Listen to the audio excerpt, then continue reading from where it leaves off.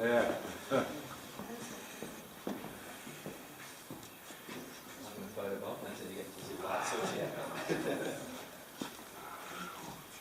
Alright everyone, here we are at our first stop of the tour. Good job coming down the stairs. You can give yourself a pat on the back. You've done a good job. It's not too difficult coming down those stairs, I know. And the reason for that is because it's actually a man-made entrance. There is only one natural way into the cave. And if I did ask you guys to come down there, you might have changed your mind because it's down this hole in the roof here. Would you like to come down there next time? Maybe not. A little bit more adventurous, of course, but a little bit harder. If I turn off my torch, you'll notice no natural lights coming down through that hole. Reason for that is because the hole stretches like a corkscrew the whole way up and stretches over 12 metres to the surface. So it's quite a long way down. As for how that hole was formed, it was formed by an ancient tree root. So if you guys look over to my right here, you'll actually see a tree root coming into the cave. This one here is a carry tree root, so one of those big tall grey ones you would have seen. And the one closest to us here is a marri tree root. Now they came into the cave looking for water. As I'm sure you guys can see, there's no water here, except the air in the cave is very humid. It's about 95 to 100% humidity all year round at about a constant 70 degrees Celsius. So very comfortable climate for tree roots. They would have just been soaking up the moisture in the air while they were alive. These ones have since died off, but if you look up over here, there's some more tree roots coming into the cave. This time it's a peppermint tree. And those tree roots are just soaking up the moisture in the air. So like I said, very comfortable climate for tree roots. You guys are here to learn about what happens in a cave. You know enough about tree roots already. You do see them on the surface from time to time. So if you all look behind you, where I'm pointing my torch right now, you'll see two very long and very thin formations. Now these are what we call straws. Now that one on the left there is 5.43 metres long. It's quite an impressive straw, known to be one of the longest in Australia. Not the world, however. The longest one in the world, you have to go to Mexico to see. It's 9.03 metres long. A very, very long straw. As for how they are made, well, they're formed from rainfall. Rain lands on the surface, starts to make its way down through the roof of the limestone cave. As it comes down, it becomes slightly acidic. Eventually breaks through the roof and creates a very thin layer of what we call calcite crystal, which is what that straw is made out of. Now they're called straws because they're hollow in the middle. If the water gets blocked by a bit of dirt, it has to push out somewhere else. That's when you get these thicker ones on the roof here. Anyone know what we call these ones? Stalagmites.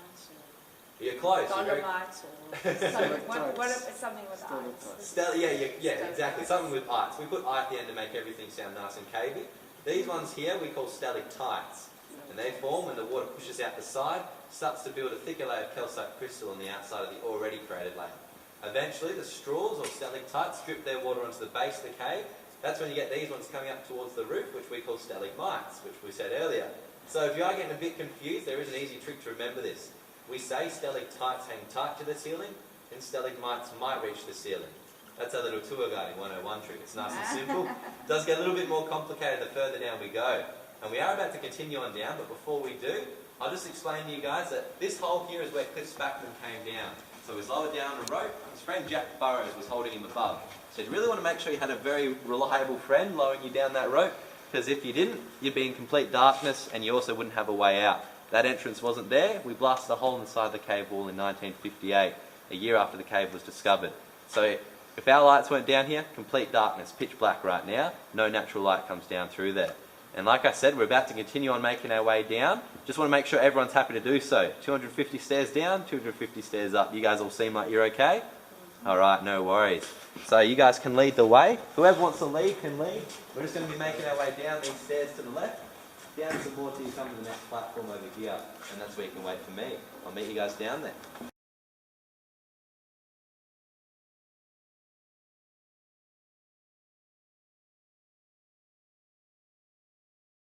But the platform we're standing on now we call Carry Platform, and we name the platforms after the formations we see on them. So this one here is called Carry Platform because of this formation up here. We believe it looks a little bit like an underground carry tree forest. You get the canopy of the trees up the top there, and the big long tree trunks going down. If I turn off my torch you can see it a little bit better. So that one there is a very, very big stalagmite. It would have formed from these stalactites on the roof, dripping down their microscopic piece of calcite crystal. Drip by drip over thousands of years, it formed this very, very large stalagmite. How old it is, we don't actually know, we haven't dated it back. But to give you guys a bit of a rough idea on how old crystals are and how long they take to form, in one of our other caves, Lake Cave, we put a marking on a straw, and within 60 years, it grew 2.5 centimetres. That's in 60 years, so about this much in 60 years, and it was just a straw. That one there, you can imagine it's pretty old. How old? Like I said, we're not too sure. But if you were to look at the formation behind you here, we can give you a rough estimate on how old we believe this formation might be. Once again, a very big stalagmite would have formed from these stalactites in the roof. Over 8 metres long, we call it the totem pole, and we reckon it's approximately 200,000 years old, or thereabouts. So very, very old formation. This cave's only 1 million years old, and I know I say only 1 million like it's a low number. Well, it is for caves. Caves are very ancient things. So if you go over east to Genolan, to Sydney, sorry, to the Genolan Cave, they're 400 million years old. This one's only 1 million. So very, very young for its kind. Still a baby to its other cave friends. That stalagmite there, if you're wondering how much it weighs, we think just over 23 tonnes.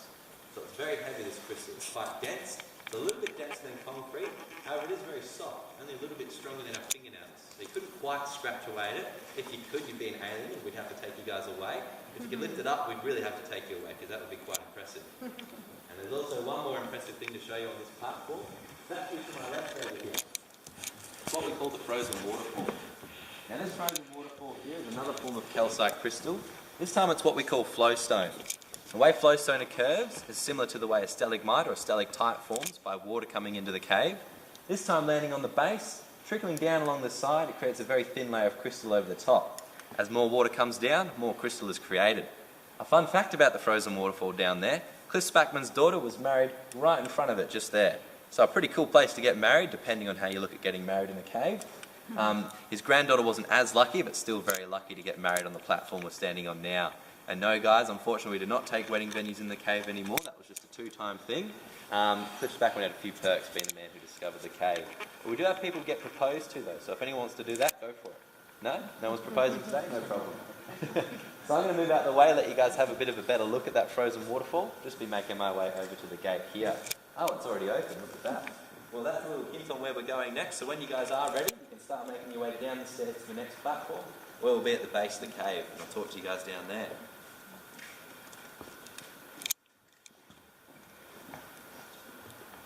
Like I said, we name the platforms after the formations we see, so see if you can guess what we call that platform down there once we get there.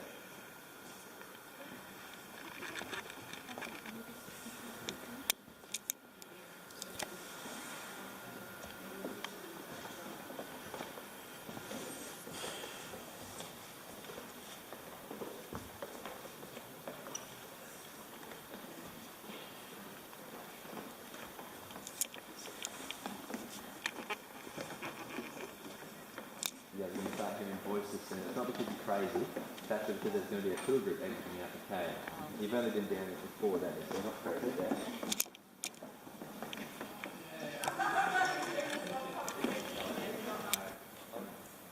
Sorry, No, that's okay. What about the big camera there? That one doesn't work. What's the little one you got there? sorry? What's the little camera you got there? It's just This a one. digital one, is it? Sorry? Alright guys, so like I said, here we are at the base of the cave. We're not going to be going any deeper than this. Like I said, at one point we're going to go up some stairs, then back down. That's when I get the question, how deep are we now? We haven't actually gone any deeper after that. We're still 42 metres below the surface, and that's how far down we are now. If you look up towards the roof, we're actually 30 metres up to the roof, then that limestone stretches another 12 metres to the very top. So 42 metres below the ground, still 24 metres above sea level, however. Speaking about sea level, has anyone here been to the Cape Lewin Lighthouse, or is anyone planning on going? You didn't know about it? Very, very tall lighthouse down Cape Lewin in Augusta. If you wanted to, you could just squeeze that lighthouse in this cave. You put it down the bottom here, point up towards the roof on a bit of an angle, and you'd squeeze a lighthouse in Jewel Cave. So if you ask me, that's a pretty big cave. Like I said before, you haven't even seen half of it yet. This is one chamber, we've still got 2 more we're going to move through. Speaking about sea level and lighthouses, if you look at the wall here, what do you think we call these formations? Coral? Coral, yes, you're right, we call it the Cave Coral. And the platform we're standing on, we call Coral Platform. So this is the main attraction down here, the Cave Coral. If you actually want to move closer towards me, I'm going to be putting on a light show for you guys. So a nice time to have a bit of a look at this. Really show off the Cave Coral.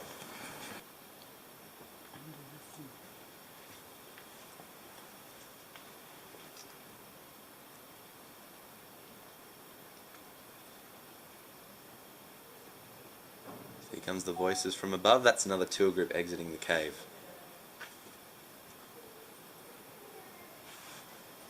How does cave coral form? How does cave coral form? Well, this one here, basically, if you imagine limestone's very porous, it's like a sponge, And when there was water at the base of the cave, the limestone started to absorb the water, started to ooze out the side of the cave wall. So this cave wall was very, very saturated, very damp, and as more water started coming down from the roof, it was sliding along the side of the wall here too, while it also being saturated from the water, it was also very humid down here. So basically water tried to push out behind the wall as more water was coming down, and just over time crystals started to form on the outside, giving it this very jagged look. If you actually look over to the right here, you'll see our cave cauliflower, which is actually still cave coral, just looks a little bit different, just the way it all forms. Up over here we have the cave popcorn, once again it's all just cave coral. So this water would have come down from the top, while it's also being such saturation, such high humidity. Also this tunnel down here, you look down there, there would have been wind currents coming through. When the cave was forming, it would have been very, very, not super duper windy, but it would have been quite windy. Carbon dioxide has to find its way out the cave, so a bit of a pressure build-up starts to occur, starts to squeeze it out the cave, up towards the cave roof. Out the entrance, I pointed out to you guys before, that was the only way in. So that's actually how they found the cave, supposedly. There was some air coming out the hole, they looked down and said, oh, there's a cave down there, and sure enough there was, quite a big one as well. Now if you look over to the left here, pointing out another formation to you guys, this time it's what we call a shoal. Very thin layer of calcite crystal, you can see the light from behind pushes through. The way a shoal forms is by water coming down through the cave roof once again, this time attaching itself to the side of the cave wall, comes down a bit of an angle, creates a very thin layer of calcite crystal. As more water comes down, it attaches itself to the newly created layers of crystal and creates more layers. Repeats this until it completes the shoal. That one there is a little bit special, however. If I shine my torch on it, you'll notice it's got a bit of a brown caramel colour to it. The reason for that is actually due to the tannins in the leaves above. So all the rotting vegetation on the surface, when it does rain, picks up those tannins and brings it all the way down into the cave. No different to the tannins you find in your tea leaves and red wine. And if you're wondering what we've given that name, we've given it the nickname of the bacon rasher. I'm sure you guys can see why. Some food-related stuff down here. We've got the popcorn, the broccoli, the cauliflower, and now the bacon. So we've got a 3-course meal. You do get very hungry. Strategy for us to go to the cafe after. Exactly. It's all part of my plan. So I'm just going to come down here and turn on some lights so we can see where we're going. Thank you. So you guys are going to lead the way to the next platform once again. Once you get there, you guys can wait for me. And be sure to look to your left at that frozen waterfall. Really nice view of it from the bottom here. I'll take you guys over there.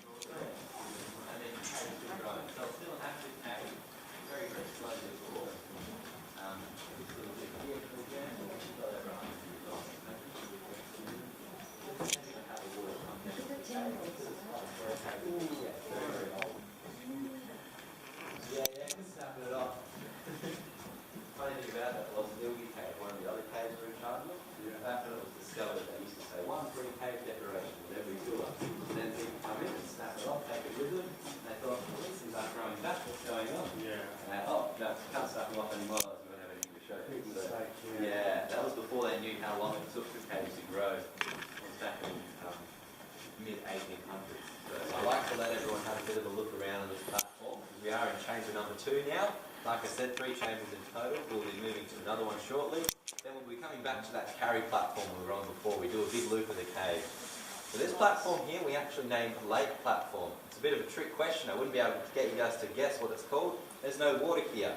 But if you look where I'm pointing my torch right now, you'll notice this formation up the top looks a little bit familiar.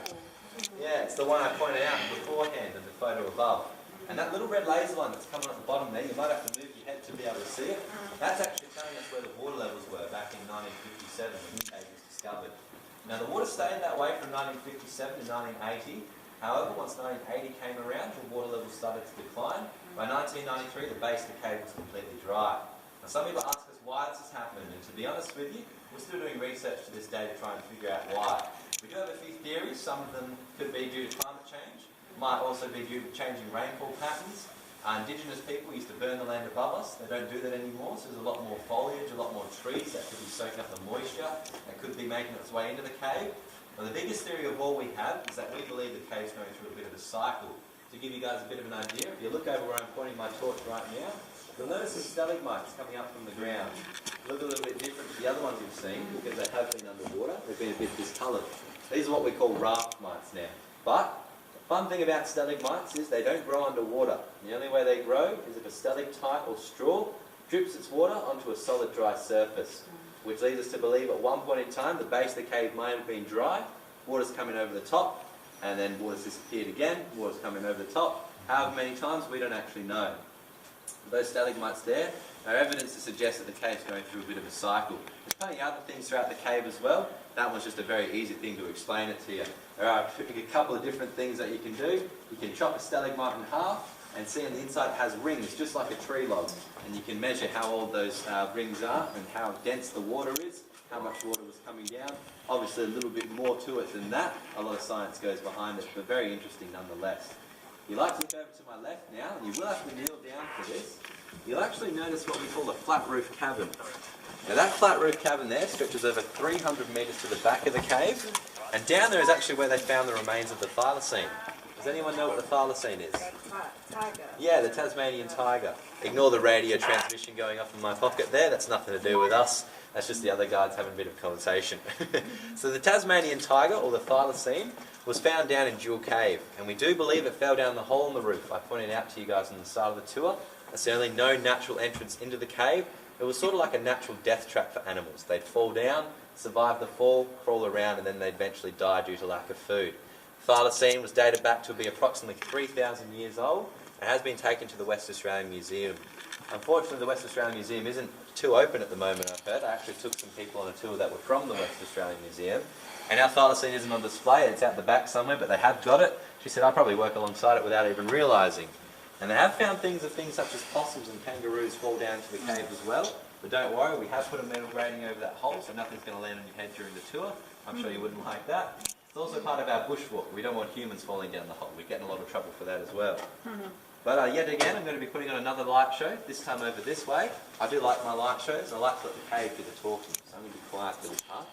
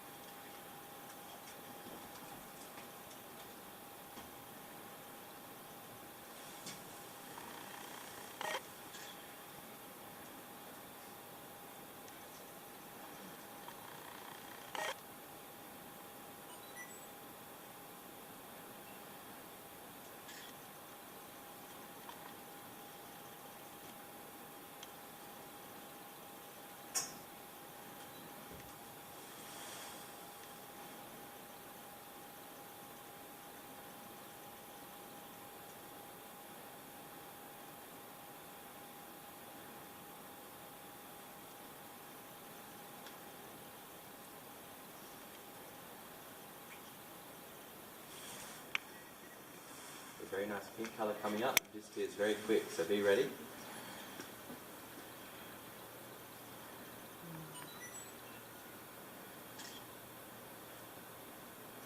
And gone. That one disappears very quick, so I've got to make sure you guys are ready, otherwise you might miss your photo opportunity there. So So I'm actually going to be leading the group from this side of the cabin to the other side.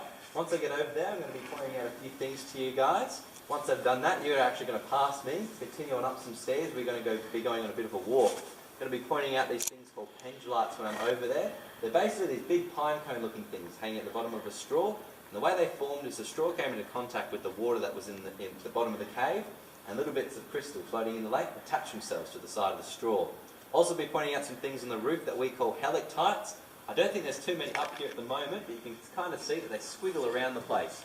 Don't worry, the cabin we're about to move on to next, very, very impressive helictites over there.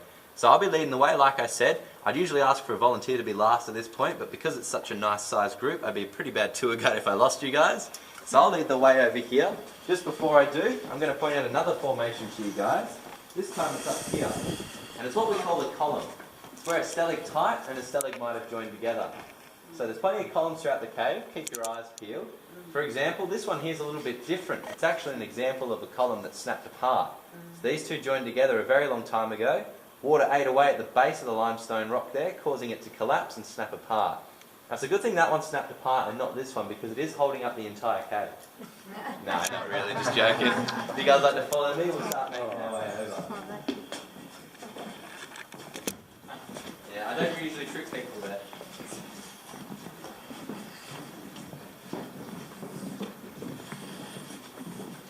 You guys can do this. What do you think we call this one here? Any ideas? Arrow? No, bad guess. We call that one there the cave pattern. Some people call it the unicorn horn. This one over here, a little girl from my tour a few weeks ago called it the spiky spike.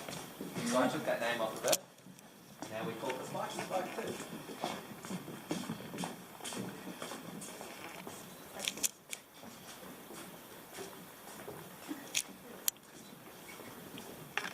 Some pretty cool things on the roof here.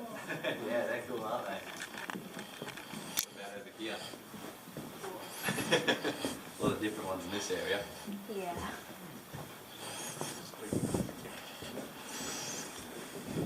What's all this stuff in the sand? It's like insects following. Little holes in there? Yeah, there's no insects that live down here. When there was water, there were little microscopic organisms called stygofauna.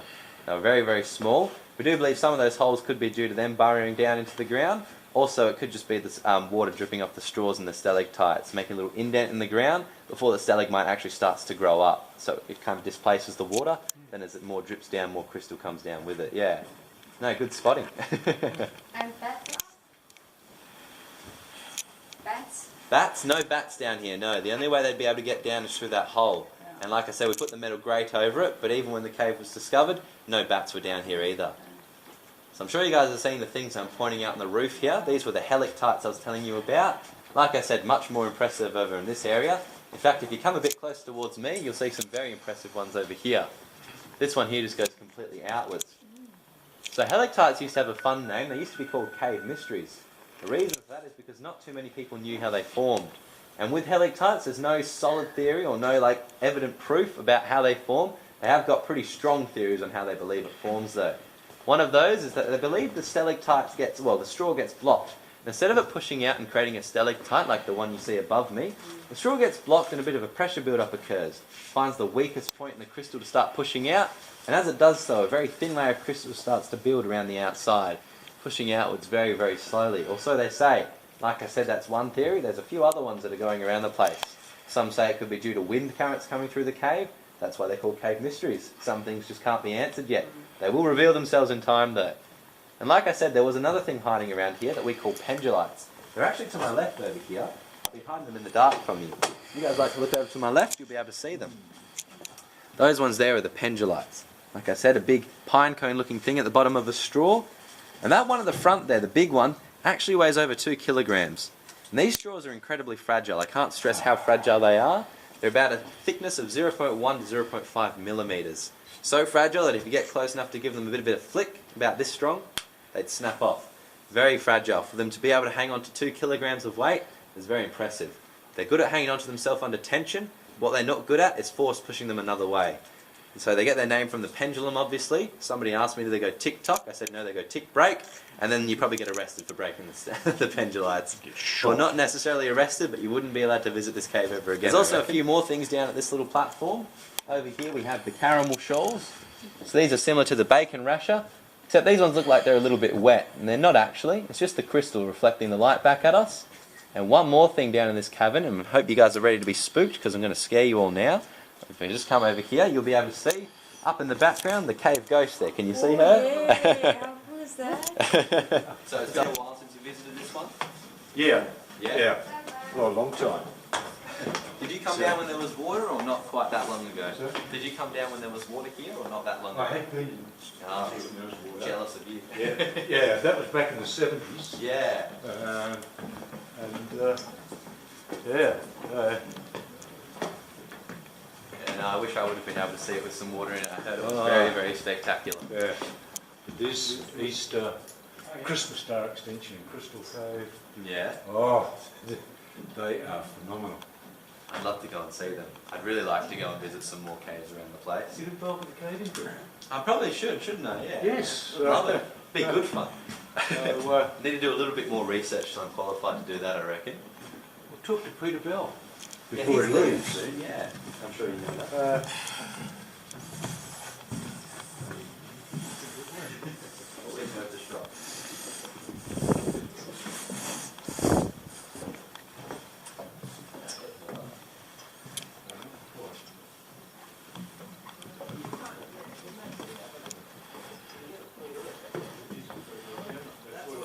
Yeah, I can see that. No, it's definitely doing its job all right. That buggers me up, doesn't it?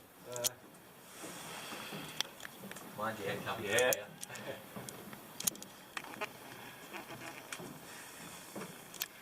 Well, the group's gotten away from us. I get so lost in this cave. This is so nice. Yeah. Yeah, he's leaving. We have a little going away thing for him on the Wednesday. So, For Pete. Pete Bell. Yeah. We Yeah. have a little going away thing for him on the Wednesday. this, which frequency? Oh, the one, sorry, the next one, yeah. I'm going to be in,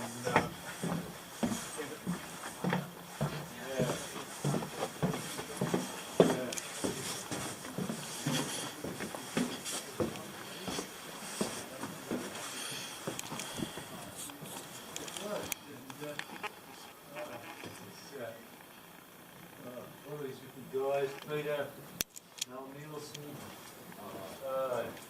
Dave London, Would have been such a cool thing to get into as well. yeah, Matt Hearns, another one. That photo out the back. Yeah. I'm sorry, with Roger Howard. Yeah. He's still going. Is he really? Yes. Well, he was up until a couple of years ago, anyway. I guess if it's your passion, you don't stop, do you? Sorry? If it's your passion, you don't stop. You should do. Yeah. I have. I can't. No, you have a look. You're still in the cave. Well, no, tourist stuff, but not, not real colours. Not necessarily explore, exactly. You have to stop eventually. Yeah. So the lights are booting up at the moment. They turn off to start with and they turn back on. So what I'm going to be doing for you guys is I'm going to be coming over here, opening up this little gate. Before we go up here though, I've got another few little boring rules I need you to listen to. So this platform up here, it's a very, very small and very delicate area.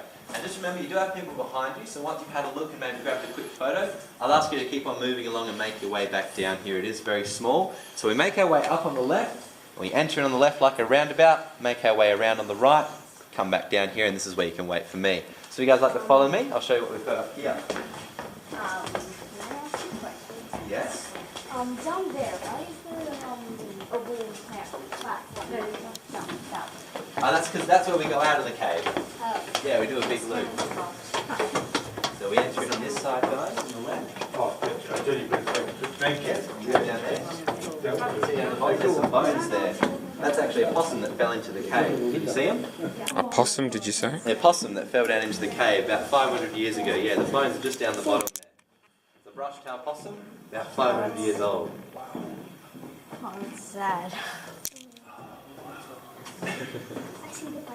You can see them down there? And on here, look, they're down right And next to me. and then that in there is what we call the jewel casket. Very nice crystals in there. You see the possum down the bottom left there?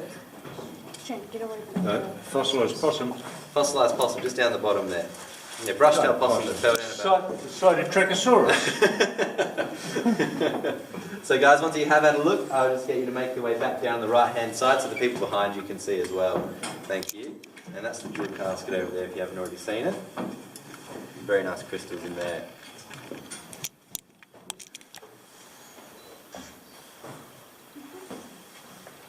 Oh. We make our way back over on the right there. Yeah, we come out on the right-hand side. Thank you.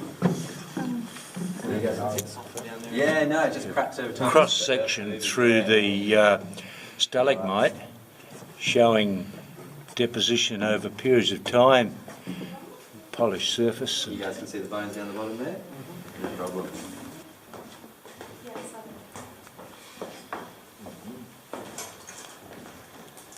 So I'd say you guys probably agree with me when I say I've been pointing around my torch a lot this tour. I have been. And it's a good thing though, because I can show you what you're looking at. But with that being said, I think it's time I turn off the lights for a change. So, yes? Before you do, Yes? you're going to give total darkness? I am, yes. Yeah. Can I use this on there when it's totally dark? Yeah? Everybody close their eyes Yeah? and just not tightly, Yeah? but I'll flash it. You'll see the light through your eyelids, and I'll take it away and you'll see that glow green. Oh, really? Not the whole thing, but Okay. with a flash. Alright, we'll give it a go.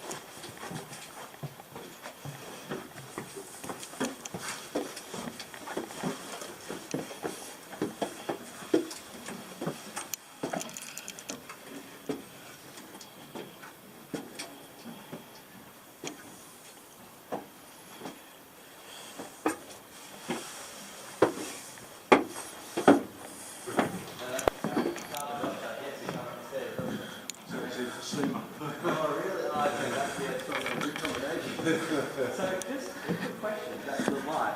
Is the reason that crystal glows green, is that because we look at the crystal, we see where it is, we shut our eyes, and then the flash hits our eyes, and then when we open it, it thinks there's something there because there was a big bright light that hit us? No, it's the calcite is fluorescing. It actually glows, does it? Yes, Okay, that's it does, awesome. momentarily. Yeah. And you really want to do something, get a UV light. Okay, yeah. And is it like the more closed your eyes are, the better it'll become? Because if your eyes are closed a little bit less, obviously you're seeing more light. Your eyes are trying to adjust to that light, or... I mean, there's a bit more of a technical question. I don't think it'll make a lot of difference. That's awesome, though. Thanks for showing me that. I'm going to give that a go. I'm going to get something with I'm going to get a UV light and give it a go. Yeah. Because that was really cool. That really gets everyone going, wow. Yeah. With a UV light, you wouldn't even have to turn your lights off. Yeah, yeah. Sorry, you wouldn't have to close your eyes. because you can't see Just UV. don't shine the UV light in anyone's face. No, of course not. Well, thanks for coming, guys. I really do hope you've enjoyed it all. Thank you. Yeah, no worries. There's no one behind you, is there? I thought you guys were... No, we're the last ones. No, thank you very much for coming. So it basically just has two lenses, doesn't it? Yes. Yeah. I'll show you when we get up top. Oh. Yeah, it does work pretty well, doesn't it? When it works. That's awesome. That's a good thing to use in the cave as well. It really does make Well, yeah, they're easy to see other than on the camera. Yeah. 3D monitor, Yeah. or 3D TV, and glasses. And then you can really see it. Yeah. I think that was the same with those Nintendo 3DS systems. They used the same technology that Yeah. they used to make 3D photos. Brian Conley had one. Yeah. I don't know, give it a go. Give it another go. Give it another go. Now that one did. Oh, that does work. That looks Yeah.